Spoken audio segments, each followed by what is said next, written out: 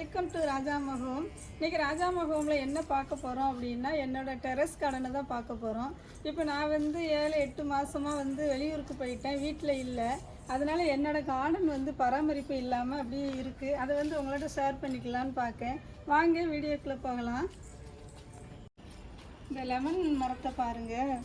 போன வருஷம் நான் வந்து வீடியோ போட்டிருந்தேன், அவ்வளோ அழகாக இருந்தது இந்த மரம். இப்போ நான் இல்லை அப்படிங்கவும் இது பட்டு தளைஞ்சி கொஞ்சம் இடம் பச்சையாக இருக்குது, கொஞ்சம் இடம் நல்லா பட்டு போச்சு. இனிமேல் தான் இதை பழைய மாதிரி கொண்டு வரணும் உரம் போட்டு. இது வந்து அடுத்த வீடியோவில் கூட நான் எப்படி இதை பராமரிக்கணும், எப்படி கட் பண்ணுதுங்கிறத நான் வந்து காமிக்கிறேன்.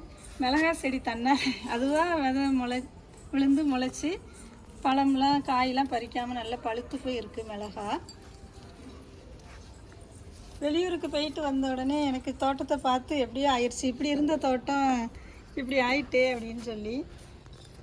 இந்த அலமண்டா கொடியும் இந்த மாதிரி தான் இருக்குது. இது இந்த மல்லிகைப்பூ செடி கொஞ்சம் மழை பெஞ்சதுனால கொஞ்சம் நல்லா பச்சையாக தழுத்து வந்திருக்கு. அடுத்து பார்த்தீங்க அப்படின்னா இந்த பாம்ஸு, இதில் வந்து மண் நிறைய நான் போட்டு நல்லா வச்சுருப்பேன். இது மண் இந்த மழையில் வந்து நல்லா கரைஞ்சி வேறு அப்படியே தெரியுது. இதெல்லாம் வேறு பாட்டுக்கு மாற்றி வேறெல்லாம் கட் பண்ணி புது மண் போடணும். செடியையும் நல்லா கட் பண்ணி நல்லா கொண்டு வரணும். இது வந்து துளசிலாம் இப்படி நான் வைக்கவே மாட்டேன். இந்த பூவெலாம் இந்த பூவெல்லாம் கட் பண்ணி இலையாக நல்லா வச்சுருப்பேன் இந்த செடியை. இது வந்து ஆள் இல்லைன்னொடனே அப்படியே இந்த அந்த பூ விதையாகி அப்படியே காஞ்சி போய் இருக்குது. இதெல்லாம் இனிமேல் தான் பராமரிக்கணும். இது பெருமாள் அரளி தான். இதுவும் அப்படி தான் இருக்குது. எல்லாமே மண் மாற்றி சரி பண்ணால் தான் சரியாக வரும். இது வந்து நொச்சி, இதுவும் அப்படி இந்த மலைக்கு தான் கொஞ்சம் தளைஞ்சிருக்கிறத தவிர செடி வந்து அப்படி சத்து இல்லாமல் இருக்குது. இனிமேல் தான் உரம் போட்டு இதை நல்லா சத்தாக கொண்டு வரணும். இந்த செடி வந்து நல்ல தளன்னு காய் காய்ச்சி பூவும் அதுவுமா நல்லா இருக்கும். இது சத்து இல்லாமல் உரம் போடாமல் மருந்து அடிக்காமல் இந்த மாதிரி மாறாக குச்சாக ஆயிடுச்சு. இது வந்து இனிமேல் தான் உரம் போட்டு மண்ணெலாம் மாற்றி நல்லா தலையை வச்சு பழைய நிலைமைக்கு இதை கொண்டு வரணும். நிறைய பூ இருக்கும், பிஞ்சு இருக்கும். இப்போ எதுவுமே இல்லை.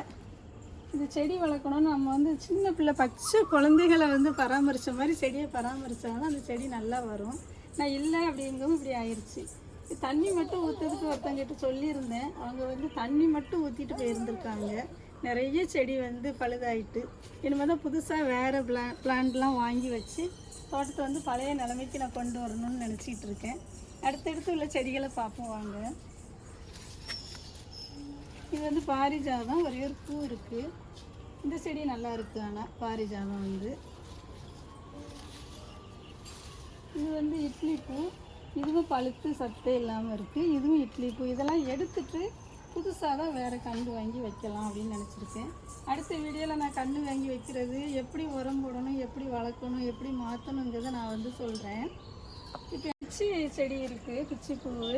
இது வந்து நிறைய நல்ல பூக்கும். தலைக்கு தேவையான பூ, சாமிக்கு தேவையான பூ, அது எல்லாமே நான் இதில் தான் பறிப்பேன். இப்போ வந்து அது பராமரிப்பு இல்லைங்கிறதுனால இலையெல்லாம் உதிர்ந்து கரிஞ்சிருச்சு. இப்போ கொஞ்சம் பூ மொட்டு எல்லாமே இருக்குது. இனிமேல் தான் பழைய நிலைமைக்கு இதை வந்து மெயின்டைன் பண்ணணும் அப்படின்னு வச்சுருக்கேன். கொஞ்சமாக நான் வந்து மெயின்டைன் பண்ணும்போது அடுத்தடுத்து வீடியோ போடுவேன். அடுத்து வேறு வந்து இந்த பாம்ஸ் எல்லாமே இருக்குது. எல்லாமே பராமரிப்பு இல்லாமல் தான் அப்படியே இருக்குது. மண்ணெலாம் மாற்றி இப்படி சரி பண்ணணும். கனகலி செடியெலாம் நான் கட் பண்ணி ஷேப்பாக அழகாக வச்சுருப்பேன். இப்போ வந்து கொடி மாதிரி படர்ந்து அங்கேயும் தார்மாராக வளர்ந்து கிடக்குது. இதெல்லாம் இனிமேல் தான் சரி பண்ணி நல்லா கொண்டு வரணும். எப்படி இருந்த தோட்டம் வந்து இப்படி ஆயிடுச்சு நம்ம பராமரிப்பு இல்லாமல் அப்படின்னு எனக்கு மனசில் ஒரே கவலை. இந்த பிளான்ட்லாம் பார்த்தீங்க அப்படின்னா இந்த செடிக்கு வந்து தண்ணி ஊற்றி பராமரித்தார்ல, அவர் வந்து இப்படி கும்பலாக கூட்டமாக எல்லா செடியும் ஒன்றா தூக்கி வச்சுட்டாரு.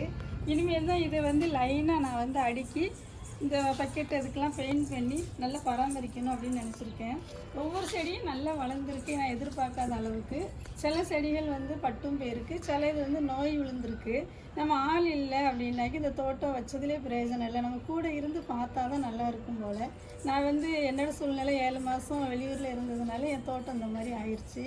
இனிமேல் இதெல்லாம் பட்டு போனதெல்லாம் கட் பண்ணி மண் மாற்றி உரம் போட்டு அதுக்கப்புறம் என் தோட்டம் வந்து எப்படி இருக்குது அப்படிங்கிறத அவங்களோட ஷேர் பண்ணலான் இருக்கேன். நம்ம வந்து அடுத்த வீடியோவில் சந்திக்கலாம்.